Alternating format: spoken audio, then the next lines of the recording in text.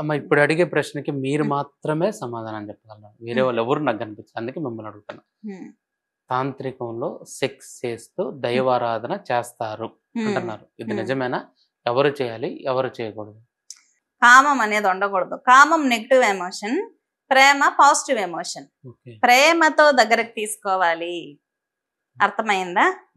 ఇప్పుడు రామకృష్ణ పరమహంస ఏం చేశారు? ఆయన చరిత్రలో వాళ్ళ భార్య పక్కన ఉన్నారు, ఆమెని వివస్త్రం చేసి పడుకోమని చెప్పి ఆయన జపం చేశారు. ఎటువంటి ఫీలింగ్ లేకుండా పొద్దున్న లేసి దండం పెట్టాడు అనమాట ఆయనకి.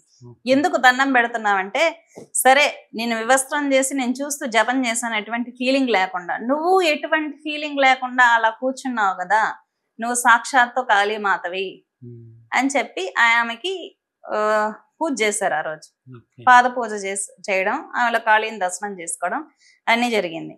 అంటే మీకు ఇక్కడ ఏం అర్థమైంది? ఎటువంటి ఎమోషన్ లేని స్థితిలో కామం అనేది 0% కూడా ఉద్భవించకుండా చేసేదే పంచమకార సాధనలో మైథునం అనే ప్రక్రియ. టచ్ చేసిన ఫీలింగ్ రాకూడదు.